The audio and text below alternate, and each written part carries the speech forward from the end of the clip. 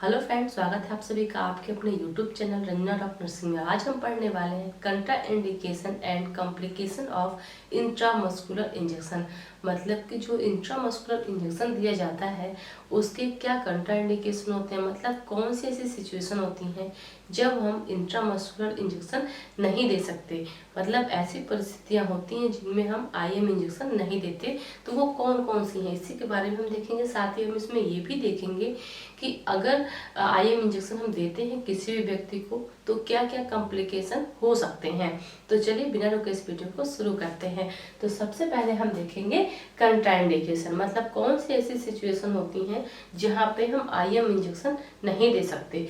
तो इस कंट्राइंडिकेशन में फर्स्ट पॉइंट है इन्फेक्शन, मतलब कि जिस साइड पे आप आईएम इंजेक्शन दे रहे हैं अगर वहाँ पे इन्फेक्शन है तो फिर इंट्रामस्कुलर इंजेक्शन हम वहाँ पे नहीं देंगे। जैसे इन्फेक्शन में मान लीजिए अगर किसी को डर्मेटाइटिस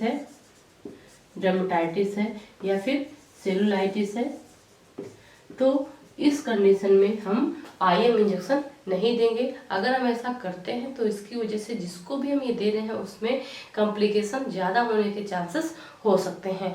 तो इसलिए इस बात का हम ध्यान रखते हैं कि जब भी हम किसी भी व्यक्ति को आईएम इंजेक्शन दे रहे हैं, इंट्रामस्कुलर इंजेक्शन दे रहे हैं, तो सबसे पहले जिस साइड पे दे रहे हैं उस साइड को अच्छे से देख लें कि वहाँ पे किसी भी तरह का इन्फेक्शन ना हो। अगर आपको ये जानना है कि इंट्रामस्कुलर में कौन कौन सी साइट होती है जहाँ पे हम इंजेक्शन देते हैं तो इसकी मैंने अलग से वीडियो बना रखी है, डिस्क्रिप्शन में उसका लिंक मिल जाएगा, आप वहाँ जाकर उस वीडियो को देख लीजिएगा। नेक्स्ट इसमें सेकेंड पॉइंट है इंजरी और trauma at the injection site, मतलब जहाँ पे आप इंजेक्शन दे रहे हैं अगर उस साइट पे किसी भी तरह की इंजरी है या फिर ट्रॉमा है तब भी हम वहाँ पे इंजेक्शन नहीं देंगे। नेक्स्ट इसमें थर्ड पॉइंट है एलर्जी और hypersensitivity to the drug, मतलब कि जो भी दवा हम दे रहे हैं अगर उससे किसी भी तरह की एलर्जी है या फिर हाइपर सेंसिटिविटी है तो भी हम आईएम रूट से उस मेडिसिन को नहीं देंगे, फिर उसके लिए हम कोई दूसरा रूट प्रिफर करेंगे। नेक्स्ट इसमें फोर्थ पॉइंट है थ्रोम्बोसाइटोपेनिया, मतलब कि अगर किसी भी व्यक्ति को थ्रोम्बोसाइटोपेनिया का मतलब होता है लो प्लेटलेट लेवल, मतलब कि जो प्लेटलेट्स हैं उनका लेवल कम है, उसको हम कहते हैं थ्रोम्बोसाइटोपेनिया। तो अगर ऐसी स्थिति है तो फिर हम आईएम इंजेक्शन नहीं देंगे, क्योंकि अगर किसी भी व्यक्ति को थ्रोम्बोसाइटोपेनिया है और उस दौरान हम उसको आईएम इंजेक्शन देते हैं तो इसकी वजह से हीमेटोमा कॉज कर सकता है। हीमेटोमा मतलब कि वहाँ पे ब्लड क्लॉट हो सकता है, तो इसलिए हम फिर आईएम इंजेक्शन नहीं देंगे। नेक्स्ट इसमें फिफ्थ पॉइंट है कोएगुलेशन डिफेक्ट, मतलब अगर जो व्यक्ति है अगर उसमें कोएगुलेशन डिफेक्ट है, मतलब कोई ब्लीडिंग टेंडेंसी है, ब्लीडिंग रिलेटेड टेंडेंसी है, तो उस दौरान भी हम आईएम इंजेक्शन नहीं देंगे, क्योंकि इसकी वजह से जो व्यक्ति है जिसको हम आईएम इंजेक्शन दे रहे हैं उसमें में भी जिस साइड पे हम दे रहे हैं वहाँ पे जो वहाँ के टिश्यू हैं वो इंजर्ड हो सकते हैं या फिर जो वहाँ के ब्लड वेसल्स हैं वो पंक्चर हो सकती हैं। तो अगर व्यक्ति में कोगुलेशन डिफेक्ट है तो वहाँ पे भी हम आईएम इंजेक्शन नहीं देंगे, फिर हम कोई दूसरा रूट प्रिफर करेंगे उसको मेडिकेशन देने के लिए। तो ये क्या होता है, ये कंट्रा इंडिकेशन है, मतलब अगर ऐसी कोई भी सिचुएशन है तो उस दौरान हम व्यक्ति को आईएम इंजेक्शन नहीं देंगे। नेक्स्ट अब हम देखेंगे कॉम्प्लिकेशन कि कौन कौन से कॉम्प्लिकेशन, मतलब कौन कौन सी समस्याएं हो सकती हैं अगर हम किसी भी व्यक्ति को इंट्रामस्कुलर इंजेक्शन देते हैं तो उस दौरान। अब हम देखेंगे कॉम्प्लिकेशन। अभी हमने देखा कंट्राइंडिकेशन, अब देखेंगे कॉम्प्लिकेशन। तो कॉम्प्लिकेशन में फर्स्ट पॉइंट है जो बहुत सबसे कॉमन होता है, पहली बात कि जब हम किसी को भी आईएम देते हैं तो उसको थोड़ा बहुत दर्द होता है।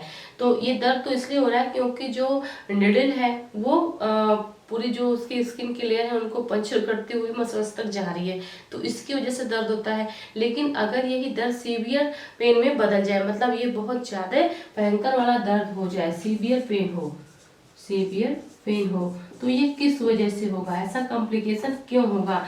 मेनली ऐसा कॉम्प्लिकेशन तब होता है जब हमारे एडमिनिस्टर करने का जो तरीका होता है, इंजेक्शन लगाने का जो तरीका होता है वो सही नहीं रहता है, या फिर जो साइट हमने चुनी है वो सही नहीं है। तो इन दो कंडीशन में ऐसा होता है। अगर मान लीजिए हम आईएम इंजेक्शन दे रहे हैं तो हमने पढ़ा है कि आईएम इंजेक्शन हमेशा 90 डिग्री एंगल पर देते हैं। अगर आप बहुत नए हैं, फ्रेशर हैं, तो उस दौरान आप 70 टू 90 के बीच में भी आईएम इंजेक्शन दे सकते हैं, जो बिल्कुल सही होता है।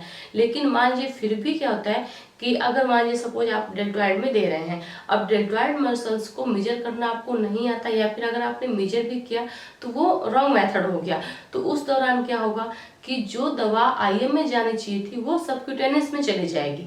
अब जब सबक्यूटेनियस में आपने मेडिकेशन दे दिया तो जो रूट है उसका, तो मेडिकेशन का जो रूट है वो क्या है, आईएम है, लेकिन आपने उसको दे दिया सबक्यूटेनियस में। अब क्या होगा कि सबक्यूटेनियस में वहां पे फैटी टिश्यू ज्यादा होते हैं, तो जो फैटी टिश्यू ज्यादा होते हैं वो दवा को एब्जॉर्ब नहीं कर पाते हैं, क्योंकि आईएम रूट से हम जो भी मेडिसिन देते हैं उसका अमाउंट थोड़ा ज्यादा रहता है सबक्यूटेनियस की अपेक्षा और इंट्राडर्मल की अपेक्षा।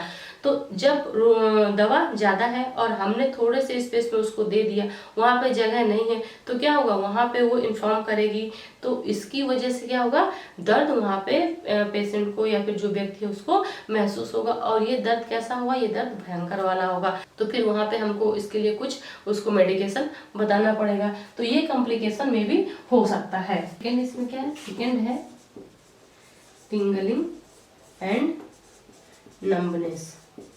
अब ये क्यों होगा, ये भी एक कॉम्प्लिकेशन है किसका, आईएम इंजेक्शन का।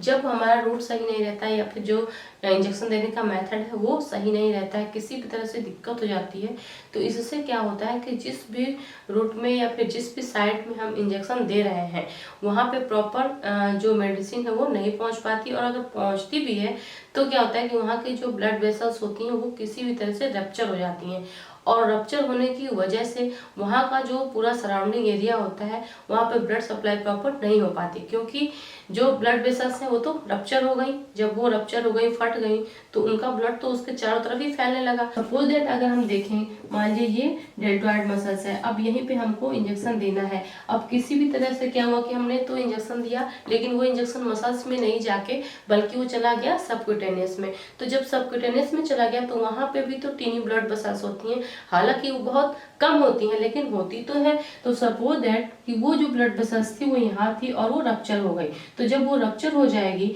तो उसके आगे जो ब्लड सप्लाई कर रही थी, अपने पॉइंट से आगे वो जो ब्लड सप्लाई कर रही थी वो नहीं कर पाएगी। क्यों? क्योंकि उसका ब्लड तो अब इसी एरिया में फैलेगा, तो वो ब्लड सप्लाई आगे नहीं कर पाएगी, तो जो उसके सराउंडिंग का एरिया होगा वहां पे नंबनेस होगी और टिंगलिंग महसूस होगी।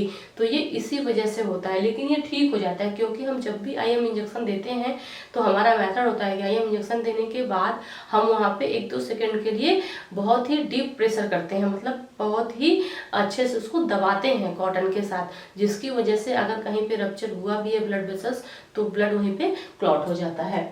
नेक्स्ट इसमें थर्ड है swelling and warmth at the site of injection, मतलब कि जो इंजेक्शन की साइट है में भी वहां पे स्वेलिंग दिखाई दे और गर्माहट महसूस हो। जैसे अगर हम टच करेंगे उस एरिया को जहाँ पे हमने इंजेक्शन दिया है तो वहाँ पे गर्माहट महसूस होगी और वहाँ पे स्वेलिंग हमको दिखाई देगी। अब ये किस वजह से होता है, जब हमारा रूट सही नहीं रहता है या फिर जो हमारा जो इंजेक्शन है उसको लगाने का तरीका सही नहीं होता है। जैसे अगर हम मान लीजिए दे रहे हैं डेल्टोइड में दे रहे हैं। अब डेल्टोइड का तो जो पॉइंट है वो यहाँ पे है, लेकिन हम क्या करते हैं कि अगर मान लीजिए ऊपर दे दिए, डेल्टोइड का जो पॉइंट है, एक क्रोमेन जो प्रोसेस होता है, इससे 3 फिंगर नीचे हम देते हैं। लेकिन अगर मान लीजिए हमने क्या शोल्डर की जो साइड है वहां पे दे दिया, तो इसकी वजह से क्या हुआ कि शोल्डर की जो बोन होगी, हमारी निडल जो सिरिंज की निडल होगी वो शोल्डर के बोन को हिट करेगी, जिसकी वजह से क्या होगा कि शोल्डर के चारों तरफ एक फ्लूइड होता है, फ्लूइड फील्ड सैक होता है। ये जो फ्लूइड फील्ड सैक होगा इसमें निडल पहुंच जाएगी। ये फ्लूइड फील्ड जो सैक होता है ये शोल्डर को प्रोटेक्ट करता है। इसकी वजह से क्या हुआ कि जो वहाँ पे टेंडन है और लिगामेंट है उनमें स्वेलिंग होगी। अब ये स्वेलिंग किस वजह से हो रही है? क्योंकि जो हमने इंजेक्शन दिया हुआ है, जो हमने सिरिंज पिक किया हुआ है मसल्स में, वो सही जगह पे नहीं गया है। हमको देना था कहाँ पे? डेल्टोइड में, लेकिन हमने दिया कहाँ पे? जो एक्रोमियन प्रोसेस था शोल्डर के पास, जिसकी वजह से शोल्डर की बोन को जाकर निडल ने हिट किया और उसकी वजह से जो वहाँ का फ्लूइड था, फ्लूइड फील्ड सैक था, जो सैक था वहाँ का जिसपे चारों तरफ से फ्लूइड भरा हुआ था, उस पे निडल पिक हुई, वहां से निकलना शुरू हो गया। और जो यहाँ पे गर्माहट की बात आ रही है, वार्म की बात आ रही है, ये किस वजह से हो रहा है? वो इस फ्लूइड की वजह से हो रहा है, क्योंकि फ्लूइड क्या हुआ, निडल की वजह से फ्लूइड अब वहाँ पे बाहर आना शुरू हो गया, अपने सैक से वो बाहर आने लगता है और चारों तरफ फिर ये फैल जाता है। तो वो गर्माहट हमको महसूस होती है इस फ्लूइड की वजह से। और स्वेलिंग किस वजह से होती है? ये टेंडन और लिगामेंट की वजह से होती है। तो अगर मान लीजिए देने का तरीका सही नहीं, इंजेक्शन लगाने का तरीका सही नहीं है, तो ये कॉम्प्लिकेशन देखने को मिल सकता है। फोर्थ है इसमें burning pain sensation. Pain sensation, जैसे दर्द तो नॉर्मली होता है, लेकिन अगर दर्द के साथ साथ जलन जैसा महसूस होता है तो ये किस वजह से होता है? ये भी इस वजह से होता है कि अगर जो इंजेक्शन देने का हमारा तरीका है वो सही नहीं है, तो इस वजह से ही बर्निंग पेन सेंसेशन होता है। अब इसमें होता क्या है, जैसे हमने इसके पहले देखा था स्वेलिंग वाला, तो स्वेलिंग में क्या था कि जो हम इंजेक्शन दे रहे थे उस दौरान हमारी जो निडल थी वो डेल्टोइड मसल से ऊपर जा रही थी। अब बर्निंग पेन सेंसेशन में क्या होगा कि अगर हम जो इंजेक्शन दे रहे हैं, अगर हमारी निडल जो डेल्टोइड मसल्स है उससे नीचे जा रही है, तो उस दौरान बर्निंग पेन सेंसेशन होता है। ये क्यों होता है और कैसे होता है? इसमें होता ये है कि जो डेल्टोइड मसल्स है, अगर इससे नीचे की तरफ निडल जा रही है, पिक हो रही है, तो इससे क्या हुआ कि वहां पे रेडियल नर्व होती है, रेडियल नर्व होती है। जो ये डेल्टोइड मसल्स होती है इसी के नीचे रेडियल नर्व होती है, ये इसको हिट हो सकती है, मतलब जो निडल है उसको वो चोट पहुंचा सकती है, रेडियल नर्व को चोट पहुंचा सकती है, जिसकी वजह से क्या होगा कि बर्निंग पेन सेंसेशन हो सकता है। और अगर मान लीजिए कि और ज्यादा गहराई में निडल चली गई तो इससे क्या होगा कि जो एक्सिलरी नर्व है, कौन सी? एक्सिलरी नर्व, एक्सिलरी नर्व में भी इसको चोट पहुंच सकती है, जिसकी वजह से ये जो बर्निंग पेन सेंसेशन है ये बहुत ज्यादा सीवियर हो जाता है। तो सबसे बड़ी बात होती है कि इंजेक्शन देने का जो मेथड होता है, जो तरीका होता है, वो बिल्कुल सही होना चाहिए। अगर थोड़ा सा भी इधर उधर डिसबैलेंस होता है तो इसकी वजह से बहुत सारे कॉम्प्लिकेशन हो सकते हैं। इसमें 5th पॉइंट है डार्कनिंग ऑफ इंजेक्शन साइट। कभी कभी आपने देखा होगा कि जहाँ पे भी आईएम इंजेक्शन दिया जाता है उस एरिया में चारों तरफ हमको डार्कनेस दिखाई देता है, जैसे ब्लू डिस्कलरेशन जैसा दिखता है। वो किस वजह से होता है? ये भी एक कॉम्प्लिकेशन है, लेकिन ये किस वजह से होता है? जैसे अगर कभी हम किसी को आईएम इंजेक्शन देते हैं और उस दौरान अगर गलती से जो निडल है वो किसी भी वेन को टच कर देती है और उसकी वजह से अगर वेन पंचर हो जाती है, तो जो वेन का ब्लड होता है वो क्या होता है, वेन से बाहर ड्रेन होने लगता है। तो जो चारों तरफ मसल्स का एरिया होता है वहां पे फिर वो ड्रेन होके बाहर आके फैलने लगती है, वही हमको डार्कनेस के रूप में दिखाई देती है। हम यहाँ पे वेन की बात कर रहे हैं, तो वेन में तो डीऑक्सीजेनेटेड ब्लड रहता है जो ब्लू कलर का होता है। इसी वजह से जो भी सरफेस एरिया रहेगा जहाँ पे हम आईएम इंजेक्शन देते हैं वहाँ पे हमको डार्कनिंग दिखाई देगी। ये सिर्फ इसी वजह से होता है क्योंकि गलत मेथड की वजह से कभी कभी वेन रप्चर हो जाती है, लेकिन ये फिर ठीक भी हो जाती है। ऐसा नहीं है कि बहुत बड़ा कॉम्प्लिकेशन है कि इसकी वजह से बहुत ज़्यादा दिक्कत हो सकती है, ये फिर धीरे धीरे ठीक हो जाती है। इसके लिए बस थोड़ा बहुत पेन किलर वगैरह लेनी पड़ती है। नेक्स्ट इसमें 6 पॉइंट है एयर एम्बोलिज्म, एयर एम्बोलिज्म। अब ये जो एयर एम्बोलिज्म है ये सबसे बड़ा कॉम्प्लिकेशन है आईएम इंजेक्शन का, क्योंकि अधिकतर जब हम सिरिंज में इंजेक्शन को होल्ड करते हैं, लेते हैं, तो उस दौरान थोड़े बहुत एयर बबल्स आ ही जाते हैं। तो इसको हम क्या करते हैं कि थोड़ा बहुत पुश करके निकाल देते हैं। ये कोशिश करते हैं कि पूरी तरह से निकल जाए, थोड़ा बहुत नहीं निकालते हैं तो बहुत बड़ी मिस्टेक हो जाएगी। तो हम पूरी तरह से एयर को पुश करके निकाल देते हैं, कोशिश करते हैं। लेकिन इन कंडीशन अगर उसमें एयर बबल्स रह गए, तो जैसे ही हम इंट्रामस्कुलर इंजेक्शन दिए, तो सपोज दैट कि अगर वो किसी ब्लड वेसल्स के थ्रू ब्लड में चला गया, जैसे होता ये है कि जो भी मसल्स हैं वहाँ पे ब्लड वेसल्स तो है ही, बहुत सारी ब्लड वेसल्स होती हैं, लेकिन जरूरी नहीं है कि जब हम उसको इंजेक्शन देते हैं किसी व्यक्ति को तो वो ब्लड वेसल्स में ही जाए, मसल्स में जाता है। लेकिन अगर बाई चांस वो ब्लड वेसल्स में चला गया और उसमें जो एम्बोलिज्म, एयर एम्बोलिज्म बना हुआ है सिरिंज में हमारे, वो चला गया ब्लड वेसल्स में। अब ब्लड वेसल्स के में क्या होगा कि जो ब्लड सर्कुलेट हो रहा है वो जो बबल होगा वो ट्रेवल करते हुए पहुंच जाएगा, मे बी व्यक्ति का जो ब्रेन है वहां तक पहुंच सकता है, मे बी हार्ट तक पहुंच सकता है, या फिर भी लंग तक पहुंच सकता है। तो इसकी वजह से जो व्यक्ति होगा उसमें आगे चल के मे बी हार्ट अटैक हो सकता है, शॉक हो सकता है, या फिर रेस्पिरेटरी फेल्योर जैसे कारण भी उसके लिए बन सकते हैं। तो ये छोटी छोटी चीजें हैं, लेकिन इनका हमें ध्यान रखना है, क्योंकि ये किसी के लिए भी लाइफ थ्रेटनिंग हो सकता है। लेकिन यहाँ पे सबसे बड़ा कॉम्प्लिकेशन एयर एम्बोलिज्म ही है, और ये सबसे ज्यादा होता भी है। किसी को भी अगर आप देखेंगे जैसे ही इंजेक्शन को हम होल्ड करेंगे, तुरंत ही जो सिरिंज होता है उसमें एयर बबल्स बन जाते हैं। तो किसी को भी इंजेक्शन लगाने से पहले एयर बबल्स को जरूर निकाल लें, नहीं तो ये कॉम्प्लिकेशन उसको में भी हो सकता है।